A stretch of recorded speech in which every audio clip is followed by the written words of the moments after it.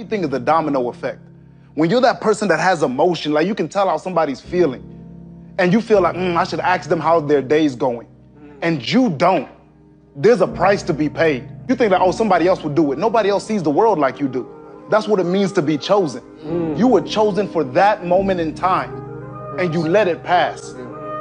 And that's something that I let haunt me, that I feel like should haunt all of us. When you see something, you know something calls to you, Sure does. and you let that thing die, you're not the only one that you're letting die. There's somebody else on the end of your failure.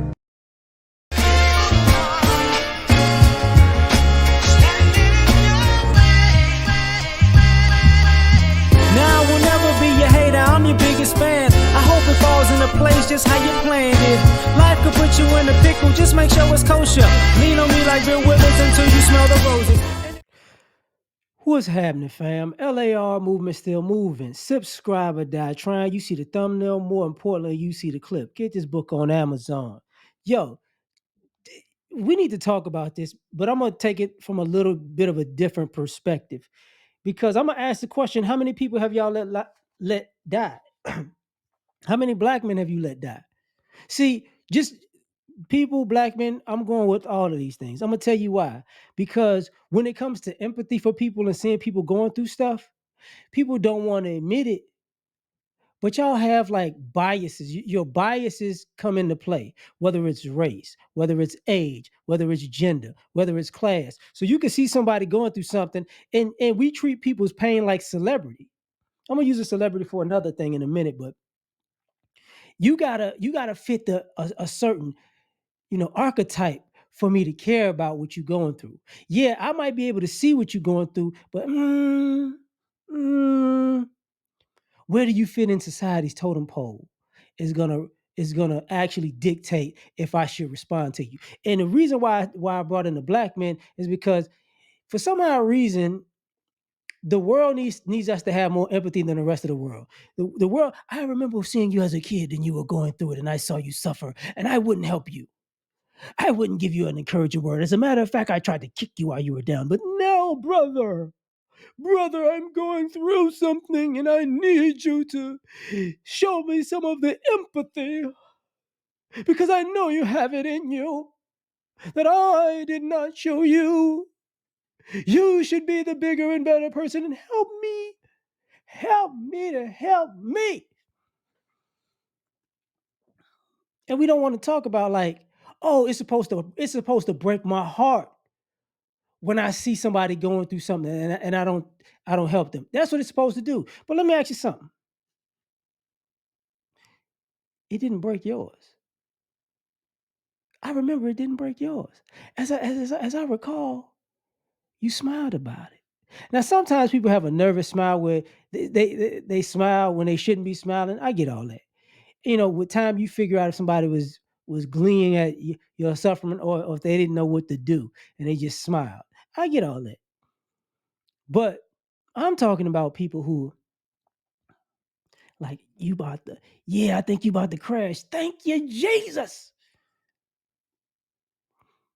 So a lot of times, people say, you got to have a bigger and better heart.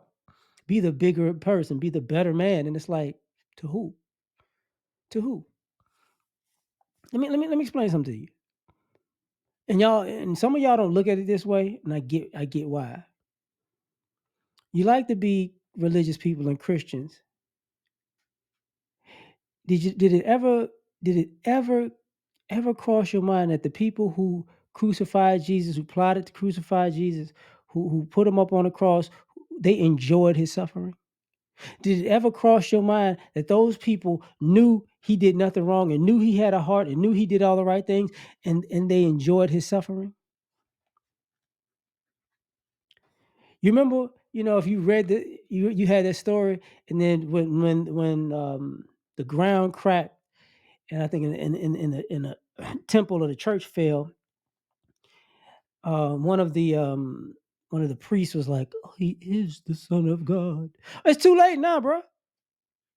But I'm sorry. I'm sorry. I had to see you get whipped, your flesh, beat down, crucified, nailed down, stuck in the side with a spear and bleed out slowly and fidget vinegar to get a laugh at it. And then when the earth cracked, they said, he's really that God. And then he turns around and, Father, forgive me, for I have sinned.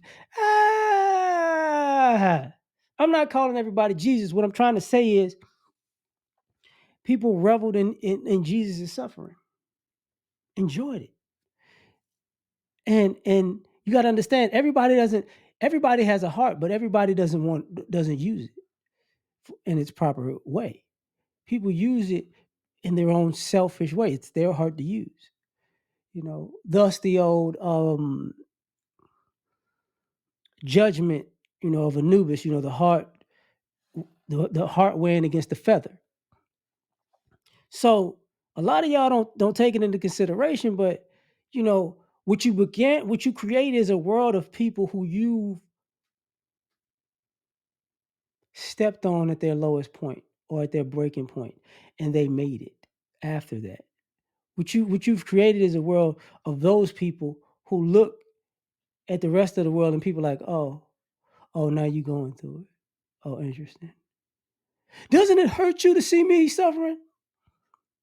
No, it's not. It's not. See, now when you see somebody and you say it's not my problem, the worst thing you get back is it's not my problem.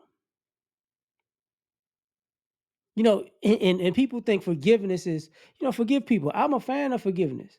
But just because I forgive you, that does not mean I don't F with you. And what I'm trying to say, ultimately is after a while, you start using discernment on who you're going to lend your heart to.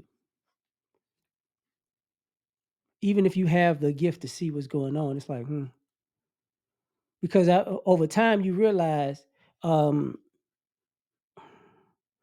was the story that you realize you can be the frog helping the scorpion. What you need to do is recognize it's a scorpion off top. And I'm not calling everybody a scorpion. What I'm trying to tell y'all is, sometimes you can't help the scorpion. You shouldn't. It's in your best interest to not help the scorpion. Even if you see them suffering, even if you know they're not gonna make it. There was a scene in the first Batman with it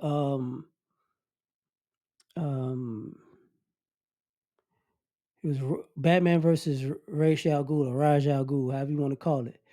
And they were on a subway on a train, and the train was blowing up and breaking up. The train line broke, and he was sitting on the train with Ra's al Ghul, and he was like, basically asking Batman for his help. He was like, "Look, I don't have to save you. You get what I'm saying? I can forgive you, but I don't have to save you." And he just jumped out. You save yourself. You save yourself, because if you do all of these things in a negative sense, you should be able to save yourself and not look for somebody else's sympathy. The reason I use the biblical reference and the hero villain reference is because I said this years ago. God and the devil ain't friends. You stay over there, I'm gonna stay over here. And you would call God a perfect being. God got the common sense to know that you stay over there, I'm gonna stay over here. You going through it, I feel for you. But you stay over there, because I'm gonna stay over here. You chose that. And I just want to tell people that, like, sometimes, even though you want to help people, sometimes you can't. Sometimes you can't, because you gotta make sure it's the right person to help. If you ever watched the movie 7 Pounds with Will Smith, that's what he was doing. Like, he was figuring out if he was helping the right people. That was the gist of it. But I gotta say that because the domino effect of the celebrity part I was talking about earlier is this. Because y'all have all these biases, y'all keep helping the wrong people and leaving the right people to help stranded. And y'all don't really think about that. But I'm going to leave it at that. You tell me what you think. Like, share, subscribe, or die trying. Catch y'all on the next one. Peace. You ever been at the top of the universe? I'm going to take you.